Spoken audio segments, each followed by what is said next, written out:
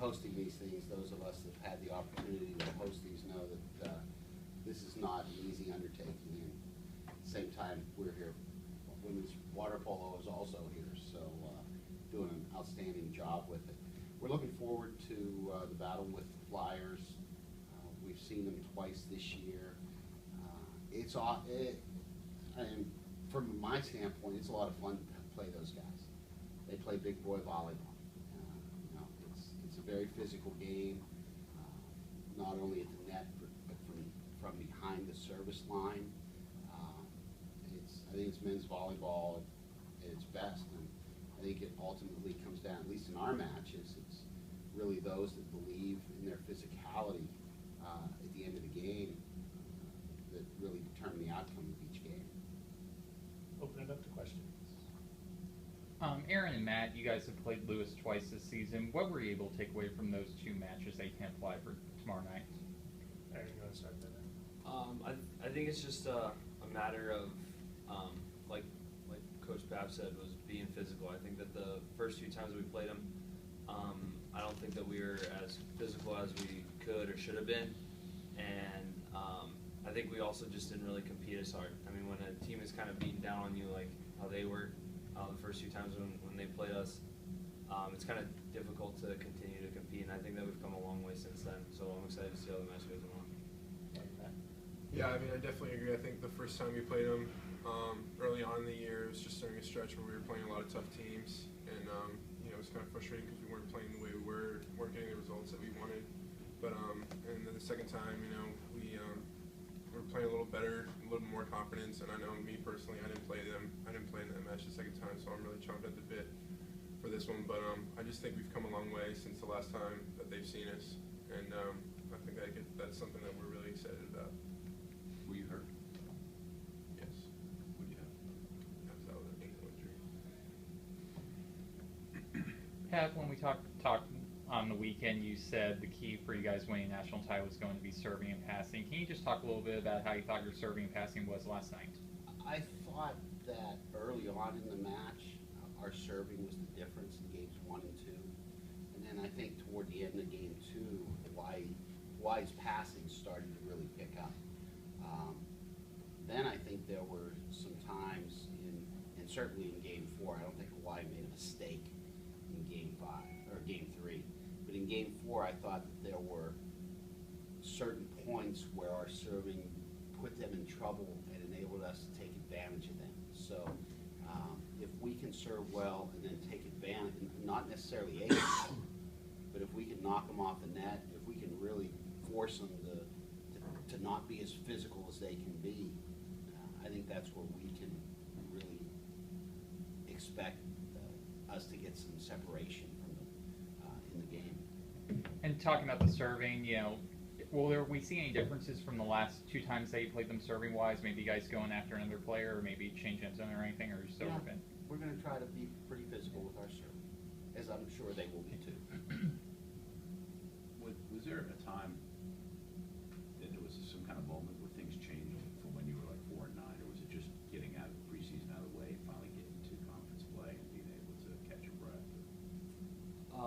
It was, I mean, Saif and I sat the guys down one day before practice, and we kind of told them everything in the past doesn't matter anymore.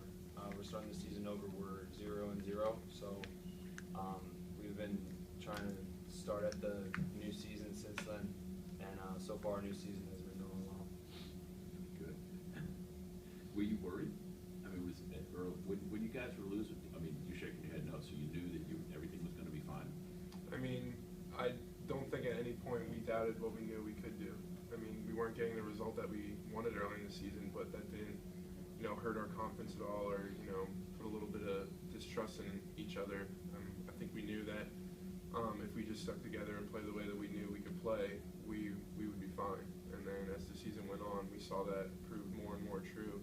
And I think me and Aaron have talked about it a lot of times, and the match that really stands out is Ohio State when we had them at home. It was a tough 5-game match, and the Ohio State Penn State game is always a lot of fun. And just ever since then, I really think that was the moment where we really saw like we can do this. We play the way we know that we can play. So.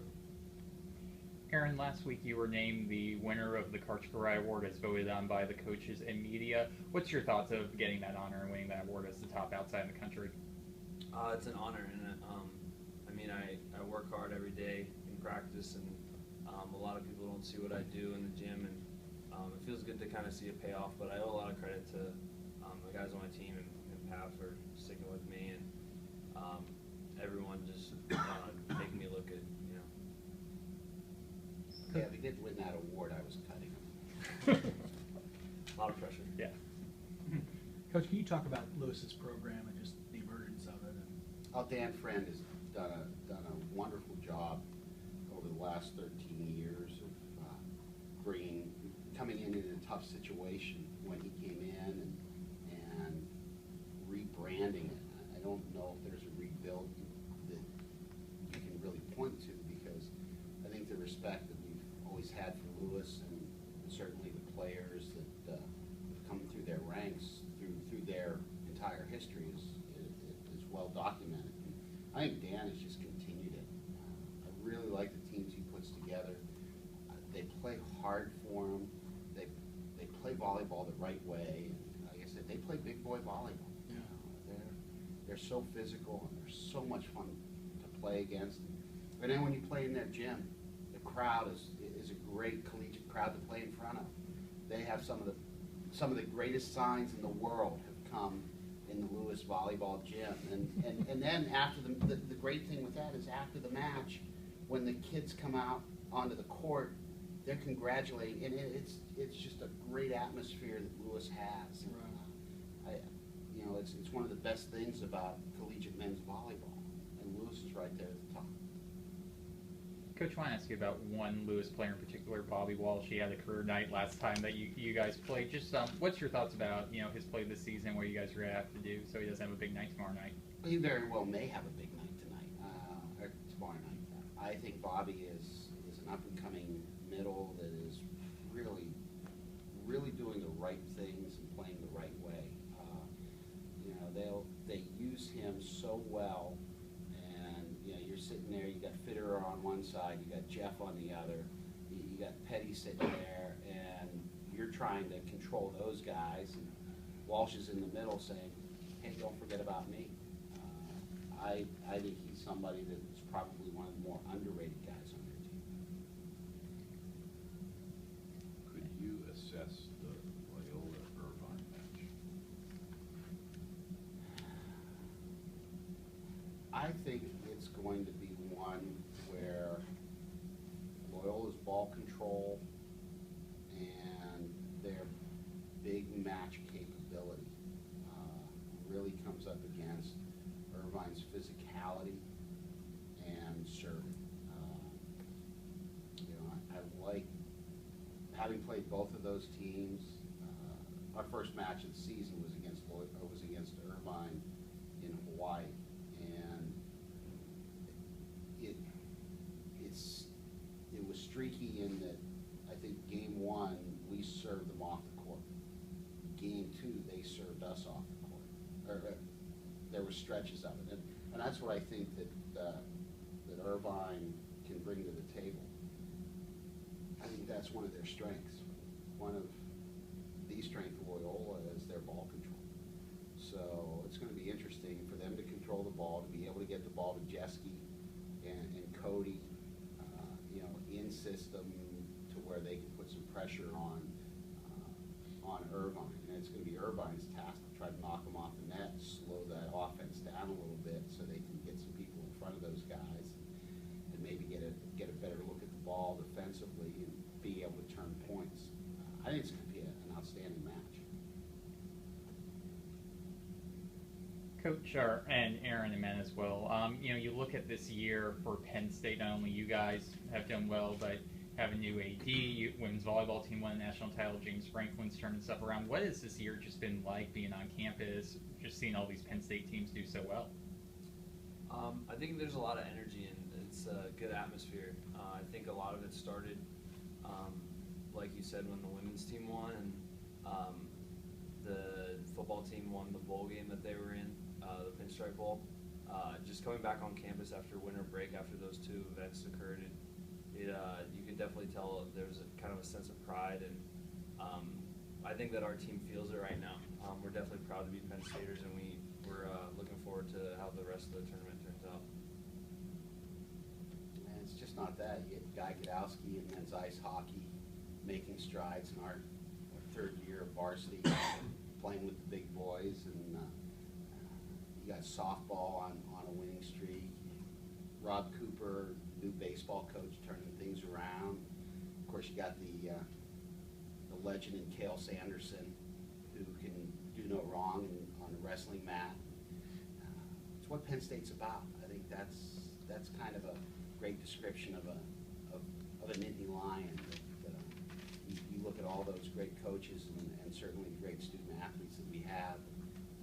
There's no better place to be, and admittedly I'm biased, but it's been a very special year. And just recently, if you saw the video, Coach Franklin goes out and throws a perfect strike down the middle of Yankee Stadium. And so there's a lot of talent in the athletic department, a great group of student athletes that we work with day in and day out. It's just a great place to be. And Aaron and Matt, final question for me, a little bit of a lighthearted question. We've heard stories this year about you guys were so beat up at one point that the assistant coaches, Jay and Colin, actually had to play with you guys. So if you're playing a pickup game, who are you taking first, Jay or Colin? I want Jay. I think Jay, he's got a lot of fire, and I don't know how long Colin would be able to last. He was pretty sore after just one day of practice. Yeah, I think one of the things that's really awesome about Jay is he, just from a coaching standpoint and a player standpoint, he loves to compete, and he really loves the game. And during that stretch when he came in and he had to set or he had to play defense, he's given 110% and expecting the same from everything else. So I really think that's something I really enjoy about the way Jay coaches us. And